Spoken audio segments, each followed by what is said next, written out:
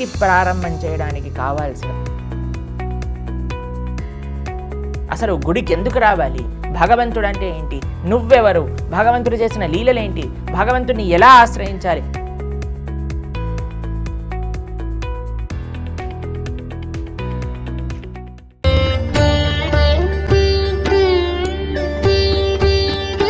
నమస్తే ప్రభుజీ. నమస్కారం అండి. ఇంతకుముందు మన ప్రీవియస్ ఎపిసోడ్లో మీరు ప్రహ్లాదుడి గురించి అలాగే హిరణ్యకశిపుడి గురించి ఎన్నో విషయాలు చెప్పారు. మా వ్యూవర్స్ అందరికీ చాలా బాగా నచ్చింది. అండ్ ఇంకొకటి నేను అడగాలనుకున్నాను, ప్రహ్లాదుడు మనకి హిరణ్యకశిపుడు గురించి ఆ స్టోరీ అంతా మనం చూసాము. అయితే ప్రహ్లాదుడు నవవేద భక్తి మార్గాలు కూడా వివరించారు. అది శ్రీ భాగవతంలో కూడా చెప్పింది. చాలామందికి అసలు ఈ భక్తి మార్గాలు ఎన్ని రకాలు ఉంటాయి, అసలు నవవిధ భక్తి మార్గం అంటే ఏంటో చాలామందికి తెలియదు. అలాగే మీరు ఎక్కడో ఒక స్పీచ్ ఇస్తున్నప్పుడు కూడా నేను చూశాను. సో మా వ్యూవర్స్కి మీరు చెప్తారా అసలు భక్తి మార్గాలు ఎన్ని ఉన్నాయి, వాటి గురించి? ప్రహ్లాదుని ఎలాగైనా సరే మార్చాలి అని ఈ కాలంలో పేరెంట్స్ ఎలా అయితే హాస్టల్కి పంపిస్తారో అలా చండా అమర్కులు అనే బోర్డింగ్ స్కూల్కి పంపించారనమాట హిరణ్యకశిపు. గురుకుల పాఠశాల ఆ రోజుల్లో. బోర్డింగ్ స్కూల్ అంటే బెటర్, ఎందుకంటే అక్కడ మంచి విషయాలు నేర్పించే వాళ్ళు కాదనమాట. అయితే అక్కడంతా కూడా ఎలా రాజకీయంగా మాట్లాడాలి, ఎలా వేరే వాళ్ళని ఓడించాలి, ఎలా వేరే వాళ్ళని హింసించాలి, ఇవి నేర్పిస్తూ ఉండేవారు అనమాట. ప్లస్ టైమింగ్స్ కూడా ఇప్పట్లో ఉండే బోర్డింగ్ స్కూల్లో పొద్దున్న నుంచి రాత్రి దాకా ఉండేదన్నమాట. గురుకులంలో అలా కాదు. Gurukulam is an dynamic learning platform అనమాట. సిస్టమాటిక్ అండ్ ఇట్ ఈస్ ధార్మికం. కానీ ఈ చండామర్కుల స్కూల్ అలా ఉండేది కాదన్నమాట. ఇది అసురుల ఇన్ఫ్లుయెన్స్ ఎక్కువ ఉంటుంది కాబట్టి. కరెక్ట్, అందుకే బోర్డింగ్ స్కూల్ అంది. అయితే అక్కడ వెళ్ళినప్పుడు వాళ్ళు చాలా ప్రయత్నం చేస్తారు ప్రహ్లాదుడికి విషయాలన్నీ కూడా ఎలా భక్తిని మర్చిపోయి తన తండ్రికి లాయల్గా ఉండాలి అని చాలా విషయాలు బోధిస్తే చాలా రోజుల తర్వాత హిరణ్యకశిపు దగ్గరికి వస్తారనమాట. అప్పుడు హిరణ్యకశిపుడు అడుగుతాడు, అయ్యా స్కూల్లో బాగా చదువుకుంటున్నావా, మన చండా అమర్కులు బాగా నేర్పిస్తున్నారు, వాళ్ళ టీచర్స్ పేరు చండా అమర్క, అయితే ఎలా ఉంది అని అంటే, చాలా బాగుంది నాన్న, చాలా బాగా చెప్తున్నారు, చాలా మంచి విషయాలన్నీ నేర్చుకున్నా. ఏం నేర్చుకున్నావు అని అంటే, చదివించిరి నను గురువులు చదివి తిని సకల శాస్త్రంబులు చదువులలో మర్మమెల్ల చదివి తిని తండ్రి అని అంటాడు ప్రహ్లాదుడు. చదువులలో మర్మం మొత్తం కూడా, ది ఎసెన్స్ ఆఫ్ ఎడ్యుకేషన్ని నేను పొందాను అని అంటాను. చాలా ఆనందపడతారు హిరణ్యకశిపు. ఆహా, చదువులలో మర్మం మొత్తం చదువుకున్నావా, ఏంటి ఆ మర్మము నాకు చెప్పు. ఇప్పుడు చూడండి, మనం కూడా చదువుకుంటున్నాం కదా, మనం కూడా ప్రయత్నం చేస్తున్నాం, అది చేస్తున్నాం, ఇది చేస్తున్నాం, పిహెచ్డి, డబుల్ పిహెచ్డి, అవి ఇవి అన్నీ చేస్తున్నాం. కానీ ఏం నేర్చుకున్నాం? కానీ ప్రహ్లాదుడు వాటన్నిటి ఎసెన్స్ చెప్పబోతున్నాడు. ఇప్పుడు రెడీయా మీరు వినడానికి? ఆయన చెప్పండి అని అనేసరికి ప్రహ్లాదుడు అంటాడు, శ్రవణం కీర్తనం విష్ణో స్మరణం పాదసేవనం అర్చనం వందనం దాస్యం సఖ్యం ఆత్మనివేదనం. ఈ 9 విధముల భక్తి మార్గములు భగవంతుడికి చేయుటనే సకల శాస్త్రముల యొక్క సారాంశము అని ప్రహ్లాదుడు హిరణ్యకశిపు ముందు చెప్తాడనమాట. మీరు చూడండి, ప్రపంచంలో భక్తి అంటే ఏంటి అనుకుంటారంటే చాలామంది పూజలు చేసేయటం, వ్రతాలు చేసేయటం, గుళ్ళకి వెళ్ళిపోయి పొర్లుదండాలు పెట్టేసేయటం, కొబ్బరికాయలు కొట్టేసేయటం భక్తి అని అంటారు. కానీ ప్రహ్లాదుడు భక్తి మార్గములలో ఒక్కసారి కూడా పొర్లుదండాలని చెప్పలేదు, కొబ్బరికాయలని చెప్పలేదు, వ్రతాలని చెప్పలేదు, పరిష్కారాలని చెప్పలేదు, ఏం చెప్పలేదు. First and foremost of all the steps of devotional service ఏంటి అని అంటే శ్రవణం. శ్రవణంతోటే భక్తి ప్రారంభం అవుతుంది. అందుకే మన సనాతన సాంప్రదాయంలో శ్రవణానికి చాలా ముఖ్యత్వాన్ని మీరు చూడండి. గుడికి వెళ్ళినప్పుడు కూడా చెప్తారు, 2 నిమిషాలు గుడిలో కూర్చొని రండి అని, ప్రశాంతంగా కూర్చోండి అంటారు. కూర్చోండి అని అంటే అందరు ఏం చేస్తారో తెలుసా అండి, మొత్తం దర్శనం అయిపోయి బయటికి వెళ్ళిపోయి కూర్చో ఒక 2 నిమిషాలైనా కూర్చోవాలి అని స్టెప్స్ పైన ఇలా కూర్చున్నట్టు చేసి కొబ్బరికాయ ఇలా కొరుక్కొని కొబ్బరికాయ ముక్క తినేసి వెళ్ళిపోతుంది. లేకపోతే దీనికోసం కాదండి కూర్చోమన్నది. గుడిలో కూర్చోమండి అని ఎందుకు చెప్పారంటే, గుళ్ళో నిరంతరము కూడా భగవంతుడికి సంబంధించిన ప్రవచనములు జరుగుతూ ఉంటాయి. మీరు ఎంత బిజీగా ఉన్నా సరే గుళ్ళో ఒక 10 నిమిషాలైనా కూర్చోండి అని ఎందుకు చెప్పారంటే, ఆ కూర్చున్నప్పుడు మనం ఆ ప్రవచనాలను వింటాం. ఆ ప్రవచనాలను విన్నప్పుడు భగవంతుడి గురించి తెలుస్తుంది. అసలు గుడికి ఎందుకు రావాలి, భగవంతుడు అంటే ఏంటి, నువ్వెవరు, భగవంతుడు చేసిన లీలలేంటి, భగవంతుడిని ఎలా ఆశ్రయించాలి, భక్తి అంటే శరణాగతి అంటే, అవన్నీ ఎప్పుడైతే మనం వింటామో అప్పుడు మనకి నిజమైన భక్తి ప్రారంభమవుతుంది. ఆ భక్తి ప్రారంభం చేయడానికి మనం ఎలా అయితే మనము ఇంజన్ని స్టార్ట్ చేస్తామో Ignition. భక్తి ప్రారంభం చేయడానికి కావాల్సినది భగవంతుడి గురించి వినటము. ఇది మొట్టమొదటి అడుగు. శ్రవణానికి ఎవరు ఆచార్యులో తెలుసా మీకు? ఎప్పుడైనా విన్నారా? నవవిధ భక్తి మార్గములకి ఒక్కొక్క మార్గానికి కూడా ఒక్కొక్క ఐడియల్ వ్యక్తి మనకున్నారు. అటువంటి శ్రవణ భక్తికి ఐడియల్ భక్తుడు ఎవరు అనంటే పరీక్షితుడు. పరీక్షిత మహారాజు గారికి నువ్వు ఏ రోజులలో నీకు మరణం వస్తుంది అని చెప్పినా ఆయన కంగారు పడకుండా చక్కగా భాగవతాన్ని శ్రవణం చేశారు ఆయన.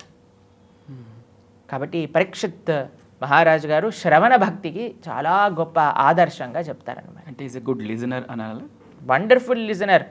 అసలు ఎంత కీన్ లిజనర్ అంటే ఎక్కడైనా ప్రశ్న ఆయనకు అనిపించింది, గురువుగారు ఫాస్ట్గా చెప్పేస్తున్నారు శుకదేవ్ గోస్వామి అని అంటే ఆపి, అయ్యా నాకు ఇది డీటెయిల్డ్గా చెప్పండి అని అడిగేవారు అనమాట.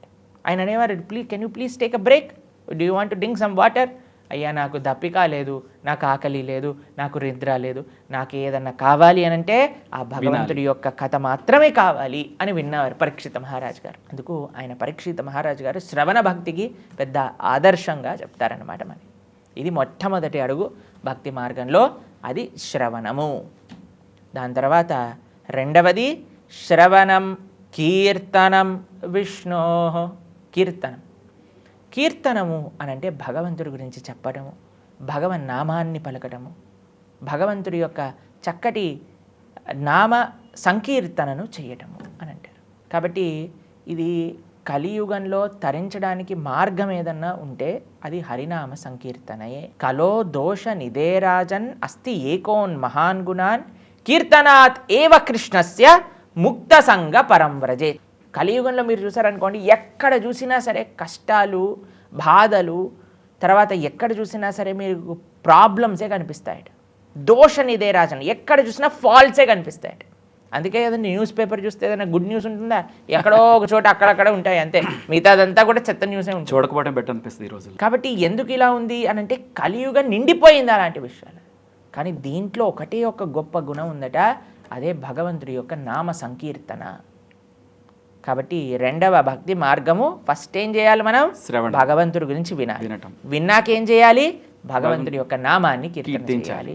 హరే కృష్ణ కృష్ణ కృష్ణ హరే హరే, హరే రామ రామ రామ హరే హరే. ఇది షోడశాక్షర నాం కలికల్మషనాశనం నాతరపరతరోపాయ సర్వవేదేషు దృశ్యతి.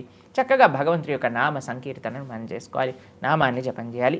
ఈ రెండు ఎవరివి చెయ్యాలి? హరి, భగవంతుడు. అందుకే ఇక్కడ శ్రవణం కీర్తనం, మళ్ళీ కన్ఫ్యూజన్ వస్తుందేమో జనాలకి అని వెంటనే ప్రహ్లాదుడు విష్ణు అనే పదం కూడా యూజ్ చేశారు. ఇది భగవంతుడికి చెయ్యాలి అనే విషయాలు చెప్పుకుంటూ ముందుకు వస్తూ ఉన్నారనమాట. భగవంతుడికి చేయాలి, భగవంతుడు గురించి చేయాలి. కరెక్ట్. మూడో మార్గం, ఫస్ట్ మనం ఏమనుకున్నాం? శ్రవణం. రెండవ మార్గం కీర్తనం. ఎవరికి? విష్ణువుకి. శ్రవణం కీర్తనం విష్ణోహో స్మరణం. భగవంతుడి గురించి స్మరిస్తూ ఉండాలి. ఇప్పుడు చూడండి, మీరు రోజంతా ఏం చేశారనుకోండి, మోస్ట్ లైక్లీ అదే మీ డ్రీమ్స్లో. మీకు ఎప్పుడైనా ఎక్స్పీరియన్స్ ఉందా? ఏదైతే మనం రోజులో ఏం చేసామో అదే మీరు బాగా ఇంటర్వ్యూలు చేసేసారనుకోండి, నిద్రలో కూడా మూడో భక్తి మార్గం ఏంటండి, నాలుగో భక్తి మార్గం ఏంటండి అని మాట్లాడేస్తూ ఉంటాం అనమాట. కాబట్టి ఆ వాటికి సంబంధించిన డ్రీమ్సే మనకు వస్తూ ఉంటాయి, వాటినే మనం స్మరిస్తూ ఉంటాం. ఎప్పుడైనా మాకు ప్రొద్దున పూట భగవంతుడి యొక్క ఆలయానికి వెళ్ళినప్పుడు మేము దర్శనం చేసుకున్నాం అనుకోండి, ఆ సుందరమైన శ్రీ విగ్రహాన్ని చూస్తే రోజంతా ఆ స్వామి దర్శనమే మనసులోకి వస్తూ ఉంటుందన్నమాట. కాబట్టి ఏదైతే మనం వింటామో, ఏదైతే మనం చూస్తామో, ఏదైతే మనం మాట్లాడతామో, ఎవరినైతే కలుస్తామో దాన్నే స్మరిస్తాం. దానికి విపరీతంగా మనం స్మరణలోకి రాదండి. ఇప్పుడు స్మాల్ ఎగ్జాంపుల్, ఏదైతే మనం చదువుకుంటామో అదే కదండి ఎగ్జామ్లోకి వచ్చేది. స్మరించుకోవటం, గుర్తుపెట్టుకోవడం. చదువుకోండి కాకుండా కానీ ఏదైనా పేపర్లో వస్తే మన మనసులో అదేమన్నా ఆన్సర్ని మ్యానుఫ్యాక్చర్ చేసి పంపిస్తుందా మనకి? ఒరే ఈ ప్రశ్న వచ్చిందిరా, ఇది ఇది ఇది ఇలా ఉంటుంది అని ఏదైనా రింగుల్లాగా తిట్టి లైట్ వెలిగేమన్నా ఆన్సర్ వస్తుందా? రాదు. మనం విన్నది, మనం ఏదైతే చదివింది అదే వస్తుంది మనకి. కాబట్టి చాలామంది అంటారు, మేము రోజంతా భగవంతుడినే స్మరిస్తూ ఉంటామండి. కానీ ఎలా స్మరిస్తారట? టీవీ సీరియల్ చూస్తూ స్మరిస్తారట. నువ్వు టీవీ సీరియల్ చూస్తే భగవంతుని స్మరించలేవు, భగవంతుని స్మరిస్తే టీవీ సీరియల్ చూడవు. స్మరణం కూడా ధ్యానం కిందే వస్తుంది కదా. స్మరణం ధ్యానం కిందే వస్తుంది. ఎప్పుడు నిరంతరం కూడా భగవంతుడి యొక్క స్మరణలో ఉంటూ ఉంటారు. కాబట్టి మనం ఎంత భగవంతుడి యొక్క నామాన్ని స్మరణ చేస్తే ఎంత భగవంతుడి యొక్క విషయాలు శ్రవణ చేస్తే అంతగా మనకి స్మరణ భక్తి అలవాటు అవుతుంది. ఇది మూడవది. నిరంతరము కూడా భగవంతుణ్ణి స్మరిస్తూ ఉండటం అనమాట. ఎవరు చేశారో తెలుసా అండి ఇలా స్మరణ భగవంతుణ్ణి? అక్రూరుడు అనే వ్యక్తి గురించి విన్నారా మీరు ఎప్పుడైనా? భాగవతంలో వస్తుంది. కంసుడు కృష్ణ బలరాముల్ని తీసుకొని రావడానికి కోసం అక్రూరుణ్ణి పంపిస్తారు బృందావనానికి. ఆయన బృందావనంలో ప్రతి అడుగులో కూడా కృష్ణుని బలరాముని స్మరించుకుంటూ స్మరించుకుంటూ స్మరించుకుంటూ బృందావనానికి వెళ్ళారు. అందుకోసం అక్రూరుణ్ణి స్మరణ భక్తికి ఆచార్యులుగా చెప్తూ ఉంటారనమాట. శ్రవణానికి పరీక్షిత మహారాజు గారైతే, కీర్తనానికి శుకదేవ గోస్వామి. ఎందుకంటే శ్రీ శుకుడే కదండి భాగవతాన్ని చెప్పింది. కాబట్టి పరీక్షిత్ నరేంద్రుడు శ్రవణ భక్తికి, కీర్తనకి శుకదేవ గోస్వామి, స్మరణకి అక్రూరుడు. ఇవి 3 భక్తి మార్గాలు. శ్రవణం, కీర్తనం విష్ణు, స్మరణం, పాదసేవనం. పాదసేవనానికి ఎవరు ఆచార్యులు? అందరికీ తెలిసినదే. ఎవరు పాదసేవన చాలా బ్రహ్మాండంగా భగవంతుడికి చేసింది ఎవరండి? లక్ష్మీదేవి. లక్ష్మీదేవి నిరంతరము భగవంతుడి యొక్క పాదసేవ చేస్తూ ఉంటుంది కదా. కాబట్టి భగవంతుడి యొక్క పాదాలని మనం సేవించటము అని అంటే భగవంతుడి యొక్క ఆరాధన చేయటం, భగవంతుడికి నచ్చింది చేయటం, భగవంతుడు ఇష్టపడేది చేయటం, భగవంతుడి కోసం ఆలోచించి చేయటం. ఇప్పుడు చూడండి, ఎవరైనా అలసిపోయారనుకోండి, అయ్యా మీరు కూర్చోండి, మేము మీకు వంట చేసుకొస్తాం, మీకు కొద్దిగా నీళ్ళు తీసుకోండి అని అంటే మన పైన ప్రేమ ఉంది కదా. ప్రేమ ఉండి ఆ వ్యక్తికి ఏది అవసరమో అది చేయటం, వాళ్ళకి మోర్ కంఫర్ట్ ఇవ్వడానికి, మోర్ రిలాక్స్ ఇవ్వడానికి చేస్తాం. అలా భగవంతుడికి నచ్చిన విధంగా మనం ఉండటమే పాదసేవనం అంటే. భగవంతుడు ఏదైతే చెప్పారో దాన్ని నడుచుకోవటమే పాదసేవనం అంటే. కాబట్టి ఆ సేవ లక్ష్మీదేవి చేస్తుందండి. ఇప్పుడు చూడండి, ప్రపంచంలో ఉండే వాళ్ళందరూ లక్ష్మీదేవి కావాలి, లక్ష్మీ కటాక్షం, లక్ష్మీ కటాక్షం, లక్ష్మీ కటాక్షం కావాలని. కానీ ఆ లక్ష్మీదేవి ఏం చేస్తుంది? భగవంతుడి యొక్క పాదాలకి సేవ చేస్తుంది. అంటే ఈ ప్రపంచంలో ఉండే ఐశ్వర్యముల కంటే భగవంతుడి యొక్క సేవ ఎంత గొప్పదో అర్థం చేసుకో. సాక్షాత్తుగా లక్ష్మీ స్వరూపిణి, శ్రీమతి లక్ష్మీ స్వరూపిణి కాదు, సాక్షాత్తుగా లక్ష్మీదేవియే, శ్రీ మహాలక్ష్మీదేవియే భగవంతుడి యొక్క పాదాలని పడుతూ ఉంది. అవును. కాబట్టి ఈ రోజుల్లో పాదసేవ అంటే ఎలా చేయాల్సి ఉంటుంది? అదే ఈ రోజులలో మనం పాదసేవ అని అంటే భగవంతుడు చెప్పిన విషయాలను విని భగవంతుడికి నచ్చే విధంగా నడుచుకో, ఆచరించటం భగవంతుడు చెప్పిన ధార్మికమైన విశేషాలు. అదే పాదసేవన అంటే. ఇంకొక విధంగా పాదసేవన అంటే భగవంతుడి యొక్క మూర్తి సేవ చేయటం, ఆలయంలో సేవ చేయటం, ఆశ్రమానికి సేవ చేయటం, గోవులకి సేవ చేయటం, ఇవన్నీ కూడా పాదసేవ కిందకి వస్తాయి. లేదా భాగవతోత్తములకి సేవ చేయటం, ఇది కూడా పాదసేవ కిందనే వస్తుంది. ఏం చేసినా అది భగవంతుడికి చేసినట్టుగా సమానంగా ఉంటుంది, భగవంతుడికి చేసిన అంతే కదా. ఎందుకంటే భగవంతుడికి ఇష్టమైన వాళ్ళే గోవులు, పండితులు, భాగవతోత్తములు, వీళ్ళందరినీ మనం సేవ చేయగలిగితే భగవంతుడిని సేవ చేస్తాం. ఎన్నయ్యాయి ఇప్పుడు మనం? 4 అయ్యాయి. శ్రవణం, కీర్తనం విష్ణు, స్మరణం, పాదసేవనం, అర్చనం.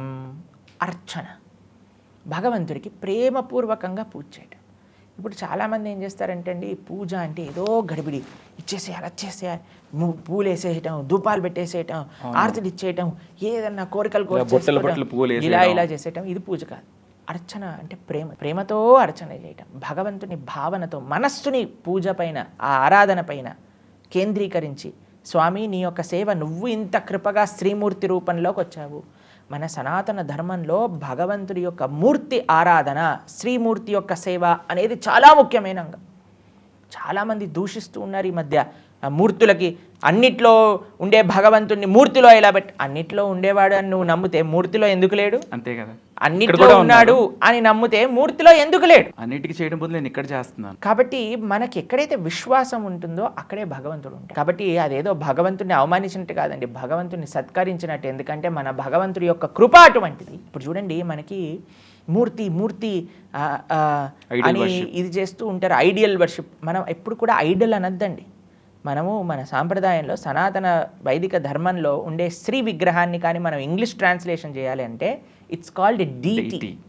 It's not an idol at all. Idol అంటే మీరు మనం రాస్తా రోడ్ల పైన వెళ్తున్నప్పుడు చూస్తుంటారు కదండి, మధ్యలో చౌక్ లో ఉంటారు చూడండి, వాళ్ళని ఐడల్స్ అంటారు. కానీ భగవంతుడు ఐడల్ కాదు కదా. ఆయన ప్రాణ ప్రతిష్ఠ ద్వారా ఆయనకు ఒక స్థాపన చేస్తారు. ఇప్పుడు చూడండి, మీరు ఒక ప్లెయిన్ నోట్ తీసుకున్నారు, నోట్ పైన ఆర్బీఐ వాళ్ళు ప్రింట్ చేశారనుకోండి ఒక పేపర్ పైన, అదేమవుతుంది? కరెన్సీ. కరెన్సీ దాన్ని చింపేస్తారా పేపర్ని చింపినట్టు? అమ్మో నోటండి, నోటు కింద పడిపోయింది, ఎత్తేయండి అంతే కదా. ఎందుకు? దాన్ని ఒక్కొక్క వాల్యూ. ఒక గుడ్డ ముక్కే అండి, దానిపైన కానీ 3 రంగులు వేసి మధ్యలో చక్కెర పెట్టామనుకోండి, ఏం చేస్తాం మనం? నేషనల్ ఫ్లాగ్ అని దాన్ని జాగ్రత్తగా ఆయిస్ చేసి సెల్యూట్ చేస్తాం అందరం. ఒక రెస్పెక్ట్ వచ్చేస్తుంది వెంటనే. ఒక నోటు చూస్తే ఎలా అయితే మక్కువ వస్తుందో, ఒక గుడ్డ ముక్క పైన కొన్ని కలర్లు వేసి మన దానిపైన అశోక చక్రం కానీ పెడితే మన లోపల దేశభక్తి భావన రాదా అండి? చెప్పండి ఒకసారి. ఆ India flag, republic day, independence day కాదండి, ఎప్పుడైనా సరే భారతదేశ జెండాను చూస్తే ఎంత ఒక భక్తి, ఒక ఎమోషన్ అనిపిస్తుంది. ఏంటండి ఎలా వస్తుందంటారు? ఎందుకంటే అది ఒక రకమైన ప్రాసెస్, ఆథరైజేషన్ జరిగింది కాబట్టి భగవంతుడి యొక్క మూర్తి కూడా పూర్తిగా భగవంతుడి యొక్క తత్వాన్ని నింపుకున్నదే. ఎలా అయితే భారతదేశ జెండా, మనకి భారతదేశ జెండా ఎటువంటి డిఫరెన్స్ కాదండి. ఎలాగైతే మనకి ఒక వ్యక్తి యొక్క ఫోటో, ఇప్పుడు చూడండి చాలామంది ఏం చేస్తుంటారు తెలుసా, మేము చూస్తుంటాం అనమాట, గుడిలో దక్షిణ ఇవ్వడానికి వస్తారు, లేదా మాకు ఎప్పుడైనా మమ్మల్ని చూడడానికి వచ్చినప్పుడు ఇలా పర్స్ తీశారనుకోండి, వాళ్ళు ఇష్టమైన వ్యక్తుల ఫోటోలు ఉంటాయి. ఎప్పుడైనా కింద పడిపోయింది అనుకోండి, తీసి ఇలా చేసుకొని వాళ్ళ తల్లిగారు తండ్రి గారి ఫోటో ఏంటి కళ్ళకి ఇలా అద్దుకొని పెట్టుకుంటుంటే చూసారా మీరు ఎప్పుడైనా? అవును, చూసాను. అభిమానం అన్నమాట. ఎందుకు అభిమానం వస్తుంది? ఆ ఫోటో కూడా వ్యక్తిగా మనం భావన చేస్తాం, ఎందుకంటే అది ఒక రిప్రజెంటేషన్ చేస్తుంది. ఇదంతా కూడా భౌతికమైన ప్రపంచానికి చెందిన, కానీ ఆధ్యాత్మిక ప్రపంచానికి చెందిన శ్రీమూర్తి, భగవంతుడి యొక్క మూర్తి, అది భౌతికమైన వస్తువుతో తయారు చేసినా సరే దాన్ని ప్రాణప్రతిష్ఠ అనే ఒక ఆథరైజేషన్ జరుగుతుంది అన్నమాట. యజ్ఞములో నుంచి, కుండములో నుంచి, మంత్రములో నుంచి, భాగవతోత్తముల నుంచి, ఆ నామం లోపల నుంచి, ఆ భగవంతుడి లోపలికి ఆ ప్రాణప్రతిష్ఠ అనేది జరుగుతుంది. సాక్షాత్తుగా శ్రీ విగ్రహం is not a representation of God, it is God directly, it is God direct. కాబట్టి ఆ స్వామిని మంచిగా సేవ చేయాలి. చాలామంది ఏం చేస్తారు తెలుసా, చాలామంది ఇలా ఏదో ఆవుకి పెట్టేసినట్టు ఒక పండుని తీసుకెళ్ళి అక్కడ పెట్టేస్తారు గుడిలో, లేదా ఇంత చిన్న గిన్నెలో పాలు పంచదార కలిపేసి అక్కడ దేవుడి దగ్గర పెట్టేస్తారు. ఇంకేం చేయరు దేవుడికి. ఎప్పుడో పూజలు వచ్చాయనుకోండి, అప్పుడు ఏదో క్లీన్ చేసేసి ఆయనకి కోల్గేట్ వేసి బ్రష్ చేసి బాగా సాఫ్ చేసేసి ఓ దీపం పెట్టేస్తారు, అగరబత్తి ఇలా తిప్పేస్తే అయిపోయింది పూజ. ఇది కాదండి పూజ అంటే భగవంతుడు ఉన్నాడు అనే భావనతో భగవంతుడికి అలంకరణ చేయటం, అభిషేకాదులు చేయటం, నైవేద్యములు సమర్పణ చేయటం, అసలు ఎంత ప్రేమగా భగవంతుడి యొక్క ఆరాధన చేయాలి. ఇటువంటి ఆరాధన చేసిన వాళ్ళ లోపల మనకి ఈ ఆరాధన భక్తికి ఆదర్శం ఎవరో తెలిసిన మీకు? పృథు అనే మహారాజు. భాగవతంలో పృథు మహారాజు గురించి చెప్తారనమాట. ఆయన, పృథు, అర్చి వీళ్ళిద్దరూ కలిసి భగవంతుడి యొక్క విశేషమైన ఆరాధన చేస్తూ ఉండేవారు అనమాట. కాబట్టి ఒక మహారాజు అయినా సరే ప్రతిరోజు ఆరాధన చేస్తూ ఉండేవారు భగవంతుడికి ప్రేమతో. కాబట్టి భక్తి మార్గంలో అర్చనకి చాలామంది జంప్ చేసేది అర్చనకి వెళ్ళిపోతూ ఉంటారన్నమాట. ఇక వశపడని పూజలు చేస్తుంటారు ఇంట్లో. అసలు చాలా మందికి అర్చన అంటే ఏంటో మీనింగ్ కూడా తెలియదు. భగవంతుడి నామాలు ఇలా చదివేసి ఇలా వేసేయడం అర్చన అయిపోయింది అనుకుంటారు. నామాలు వెనకున్న ఉద్దేశం కూడా తెలియదు. చాలా మంది ఆలోచించరు. పారాయణ 108 సార్లు చేస్తాం, 12 టైమ్స్ చేస్తాం, 10 టైమ్స్ చేస్తాం. అది ఏమంటామంటే మనం పిండి మషిన్లో వేసి రుబ్బుతున్నట్టుగా తిరుగుతూనే ఉంటుంది, కానీ మనకి మీనింగ్తో సంబంధం లేదు. మీరు అర్థం తెలుసుకోకుండా మీరు ఎంత పారాయణ చేసినా సరే దానికి ఫలితం ఉంటుంది తప్పకుండా. భగవన్నామం ఎలా చేసినా ఫలితం ఉంటుంది. కానీ నిజమైన ఫలితం కానీ మీకు కావాలి అని అంటే ఫస్ట్ భగవంతుడి యొక్క స్తోత్రముల యొక్క అర్థం తెలుసుకొని చదవండి. అప్పుడు ఇంకా ఎక్కువ ఫలితం ఉంటుంది. అప్పుడు మనం భావనతో చెప్పగలుగుతాము. అర్థం చేసుకొని చెప్పగలిగితే ఆ ప్రేమ అనేది మనకు వస్తుంది. కాబట్టి అర్చనకి డైరెక్ట్గా జంప్ చేయకూడదండి. ఇది స్టేజెస్ ఆఫ్ డివోషనల్ సర్వీస్. శ్రవణం, కీర్తనం, స్మరణం, పాదసేవనం, అర్చనం, వందనము అనంటే భగవంతుడికి ప్రణామం చేయుట. ఎంతో ముఖ్యం. మనం స్వామికి వందనం చేయటం. మనకి చాలామంది ఆలయాలకు వెళ్తూ ఉంటారండి, మీరు చూసారనుకోండి, స్ట్రైట్గా నడుచుకుంటూ దేవుడి దగ్గరికి వెళ్ళి ఇలా దండం పెట్టుకొని, లేదా కొంతమంది ఇలా పెడతారు దండం, కొంతమంది ఇలా అంటూ ఉంటారు, కొంతమంది ఇలా ఇలా ఇలా ఇలా ఏదో చేస్తూ ఉంటారు. అసలు ఈ మధ్యకాలంలో దండం ఎలా పెట్టాలో కూడా జనాలకు తెలియదు. మీకు విషయం తెలుసా, మేము ఒక దగ్గర ప్రవచనం చెప్తూ ఉంటే పిప్ పిప్ పిప్ పిప్ అని సౌండ్ వస్తుంది అనమాట. మేము ఏంటబ్బా ఈ సౌండ్లు వస్తున్నాయి? ఏం లేదండి, వీళ్ళు గుడి ముందు నుంచి బైక్ వెళ్తూ ఉంటే దండం పెట్టడానికి 2 సార్లు హారన్ కొడతారు, వెళ్ళిపోతారు అని. ఇలా చేస్తుంటారు. ఏమన్నా దేవుడు ఏమన్నా మన ఫ్రెండ్ అండి ఇలా ఇలా అనడానికి, సలాం కొట్టడానికి, సెల్యూట్ నేను కొట్టడానికి. వచ్చా అని చెప్పి వెళ్ళిపోవడానికి. బంధనము అని అంటే భగవంతుడికి ప్రణామం. మీకు ఒక విషయం చెప్తాను, ఆలయంలోకి వెళ్ళినప్పుడు మనం సాష్టాంగ ప్రణామం చేయాలి. పురుషులైతే భగవంతుడి ముందు, గురువుల ముందు ప్రణామం చేయాలి. సాధువులు కనిపించినప్పుడు మనం ప్రణామం. చాలా మందికి ఈ సంస్కృతి తెలియదండి. సాధువులు వచ్చాక కూడా మాకు కూడా ఎప్పుడైనా క్షకలిస్తూ ఉంటారు. కాబట్టి సాధువు కనిపించాకనే మనం వంగి నేలకి ప్రణామం చేయాలి అని మన శాస్త్ర విధి. అలానే భగవంతుడి ముందు ఉన్నప్పుడు సాష్టాంగ ప్రణామం పురుషులైతే, పంచాంగ ప్రణామం స్త్రీలైతే చేయాలి. చాలామంది స్త్రీలు పాపం తెలియకుండా సాష్టాంగ ప్రణామం చేసేస్తుంటారు. చేయకూడదు. పురుషులు తప్పకుండా సాష్టాంగ ప్రణామం చేయాలి. స్త్రీలు ఎప్పుడూ పంచాంగ ప్రణామం మాత్రమే చేయాలి. చేసి నించొని చేతులు జోడించి దీన్ని అంజలి ముద్ర, నమస్కార ముద్ర అని అంటారు. ఇలా జోడించి ప్రార్థన చేయాలి. ఇది చాలా ముఖ్యం అండి. మన ధర్మంలో అంజలి ఘటించటం, భగవంతుడికి ప్రార్థన చేయటం. ఇప్పుడు అందరు ఇలా నించుంటారు దేవుడి ముందు, ఒకటి ఇలా ఉంటాడు, ఒకటి స్పేస్డ్ అవుట్గా చూస్తూ ఉంటాడు. ఇలాంటి ఫోన్ పట్టుకుని కూడా చేస్తారు. ఇలా ప్రణామం చేయాలి. 2 చేతులు జోడించి భగవంతుడికి ప్రణామం చేయాలి. మీరు చూసారనుకోండి, విభీషణుడు భగవంతుడికి, రామచంద్రమూర్తికి శరణాగతి చేయడానికి వచ్చినప్పుడు ఇలా 2 చేతులు జోడించి ప్రణామం చేశారు భగవంతుడికి. కాబట్టి ఇలా శరణాగతి ఘటించటము అనేది చాలా ముఖ్యం. భగవంతుడికి ప్రతిరోజు ప్రణామం చేస్తుండాలి. మా సాంప్రదాయంలో ఒక ఆచార్యులు ఉన్నారు, ఆయన పేరు రఘునాథ దాస గోస్వామి. ఆయన ప్రతిరోజు భగవంతుడికి 1000 ప్రణామాలు చేసేవాళ్ళు.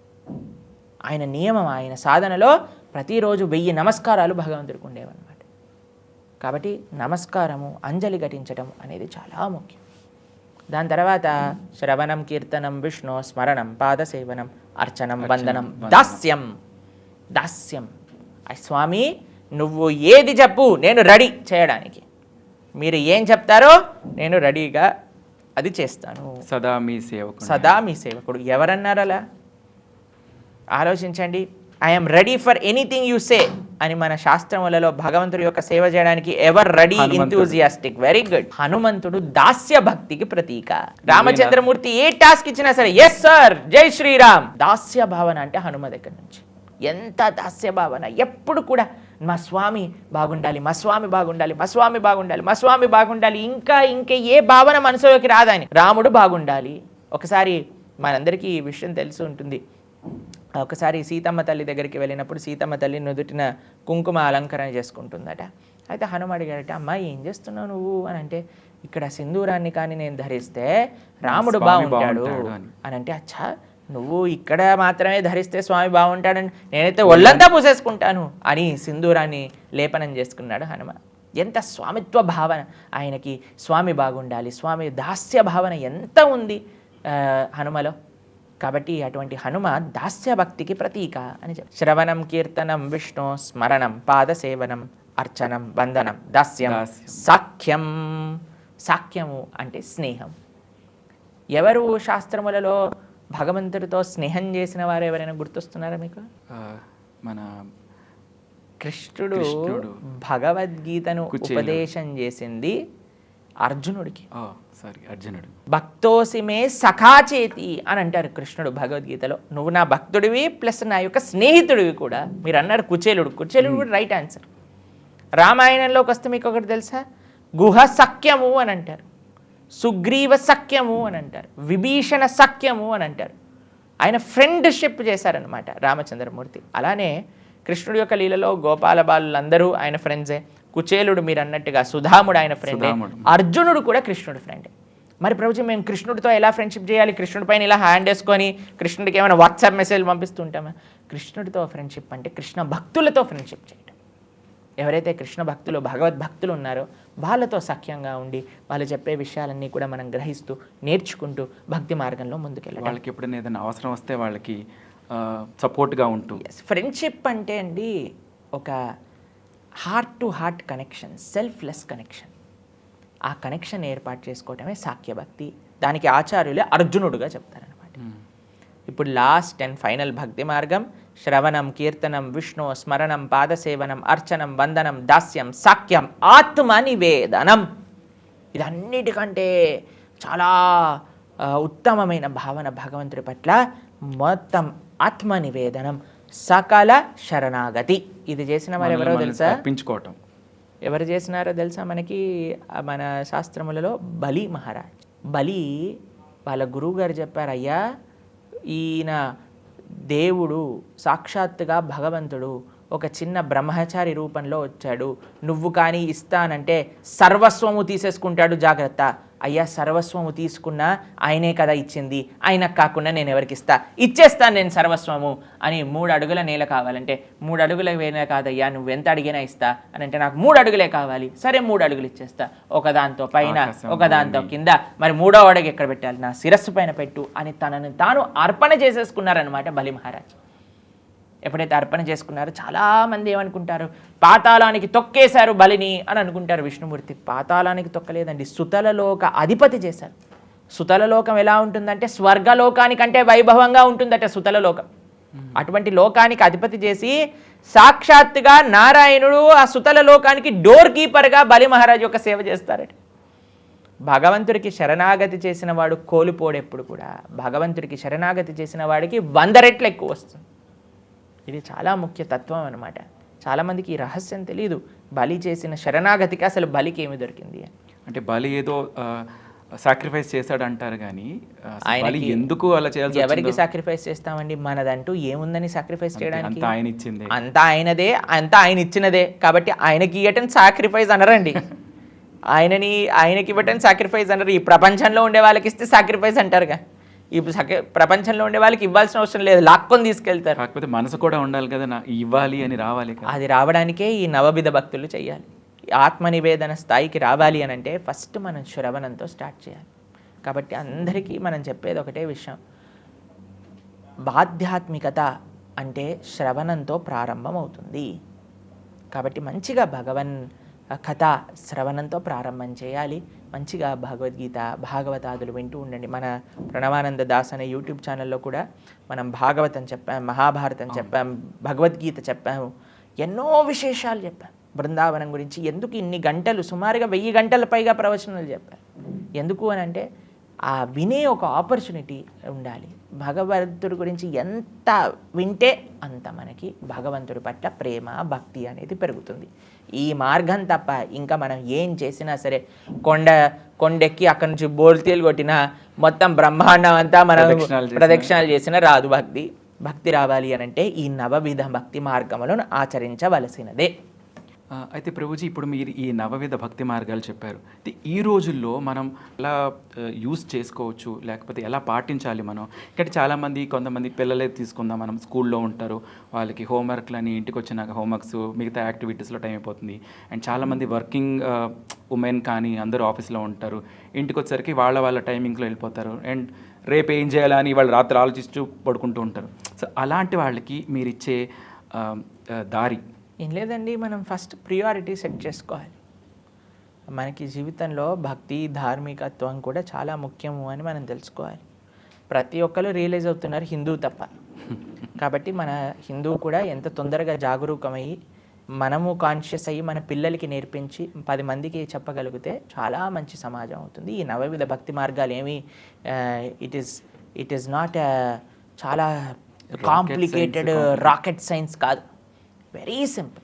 రోజుకు ఒక 10-15 నిమిషాలు మనకి. అందుకే మేము రీల్స్ చేస్తున్నాం, మీరు చూసే ఉంటారు చాలామంది, మాకు రీల్స్ నుంచే మీరు తెలుసని ఎందుకు చెప్తున్నాం, కనీసం ఒక 60 సెకండ్లైనా ఏంటండి బాబు అని. ఇప్పుడు ఇంతకుముందు ప్రవచనాలు, ఒక భాగవత ప్రవచనం అంటే 3-4 గంటలకి తక్కువ భాగవత ప్రవచనం ఉండేది కాదండి. దాని తర్వాత దాన్ని గంట సేపటికి చేసాం. గంట సేపటి చేసిన ప్రవచనాన్ని 45 నిమిషాలకు చేసాం. 45 నిమిషాలు చేసిన ప్రవచనాన్ని 30 నిమిషాలు చేస్తాం. 30 నిమిషాలు కూడా వినరు. షార్ట్ వీడియో కావాలంటే 7-8 నిమిషాలు చేస్తున్నాం. 7 నిమిషాలు కూడా దయ్యా మాకు షార్ట్స్ కావాలి అని. ఇప్పుడైతే 1 సెకండ్ వీడియోనే మిలియన్స్లోకి వస్తుందట. ఇన్స్టాగ్రామ్ లేటెస్ట్ ట్రెండ్ అట, తెలిసిన మీకు? 1 సెకండ్ వీడియో అట. అయితే ఇలా అయిపోయింది అనుకోండి, మనం సకల ఆధ్యాత్మిక తత్వాలను 1 సెకండ్లో చెప్పాలంటే ఏం చెప్పండి. మాకు కూడా చెప్పారు ప్రభుజీ, మీరు కూడా ఒక 1 సెకండ్ వీడియో చేయండి. అయితే మేము ఇలా 1 సెకండ్లో జపమాలను పట్టుకున్నాం అనమాట. అన్ని తత్వాలని తెలుసుకోవాలంటే భగవన్నామాన్ని పట్టండి అని. కాబట్టి టైం ఇవ్వాలి వినడానికి. కొద్దిసేపు ఒక 10 నిమిషాలు వినండి, 10 నిమిషాలు చదవండి గీతా భాగవతాదులు, ఒక 10-15 నిమిషాలు వినండి ఆధ్యాత్మిక ప్రవచనాలని. శ్రవణం కీర్తనం అయిపోయింది, ఓ 10 నిమిషాలు జపం చేయండి. భగవంతుడు మనకి 24 గంటలు ఇచ్చాడండి. 24 గంటల్లో ఒక్క గంటైనా భగవంతుడి యొక్క సేవ, గంట మర్చిపోండి, కనీసం స్టార్ట్ విత్ అరగంటైనా ఇవ్వడానికి ప్రయత్నం చేయలేమా? అరగంట కూడా లేని బిజీ లైఫ్ ఉందా మనందరికి చెప్పండి? అసలు అటువైపు వెళ్ళాలన్న ఆలోచన కూడా రావాలి కదా. అది అందుకే చెప్తున్నాను, ఫస్ట్ ప్రియారిటీ కావాలి. మనకి ఏది ముఖ్యం, మనసు ఉంటే మార్గం ఉంటుంది అంటాం కదా, ఫస్ట్ ఆ మనసు రావాలి, దాని యొక్క ముఖ్యత్వాన్ని తెలుసుకోవాలి.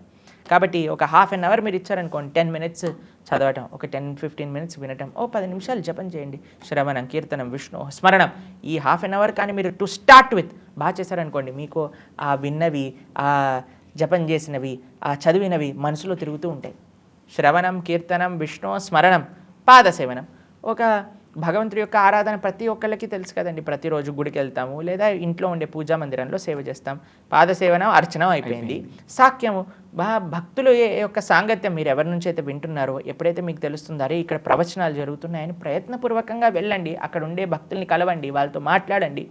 మంచి ఇక్కడ మనకి అబిడ్స్లో ఇస్కాన్ టెంపుల్ ఉంది హైదరాబాద్లో, శ్రీల ప్రభుపాదులు వారు సంస్థాపన చేసిన మందిరము. ఆయన స్వయంగా ఇక్కడ విగ్రహాల్ని ప్రతిష్ఠ చేశారు. 50 సంవత్సరాల చరిత్ర కలిగిన ఆలయం అనమాట. కాబట్టి అక్కడ ఎంతోమంది మంచి మంచి భక్తులు ఉన్నారు. చక్కగా అక్కడికి వెళ్ళి మీరు భక్తులతో కలవచ్చు, మాట్లాడచ్చు. సాఖ్యము దాస్యము, భగవంతుడి యొక్క సేవ చేసే ఆపర్చునిటీ అంతా ఇంత కాదు, ఎప్పుడూ సేవ కావాల్సి వస్తుంది. ఆత్మనివేదన ఇవన్నీ చక్కగా చేస్తే ఒకరోజు ఆత్మనివేదన తప్పకుండా చేస్తారు. సో వీటన్నిటి మూలంగా మనకి ఒక పాజిటివ్నెస్ వస్తుంది. సో మనలో ఉన్న నెగిటివ్నెస్ తగ్గుతూ తగ్గుతూ తగ్గుతూ మనకు పాజిటివ్, వీటన్నిటికీ ఒక మూలార్థం అదే కదండి. Yes, definitely. ఈ ప్రపంచంలో దేనికోసం ప్రయత్నం చేసినా, ఏం చేసినా సరే మనం ప్రశాంతంగా ఉండలేము.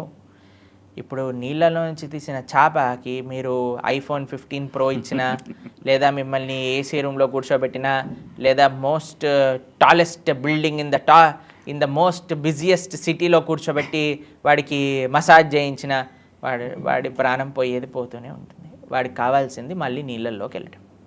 అదే మన ఆత్మ ప్రశాంతత కోరుకోవాలి అని అంటే, మన ఆత్మ ప్రవహించే నీరు భక్తి, భగవంతుడి యొక్క గుణకీర్తన. అటువంటి సముద్రంలో వేయకపోతే, అటువంటి నీటిలో వెళ్ళకపోతే మన ఆత్మ అనే చేపకు కూడా ఎటువంటి ప్రశాంతత ఉండదు. అందుకే సవై పుంసాం పరో ధర్మో యతో భక్తిర్ అదోక్షజే అహైతుకి అప్రతిహత యయాత్మ సుప్రసీదతే అని భాగవతం చెప్తుంది.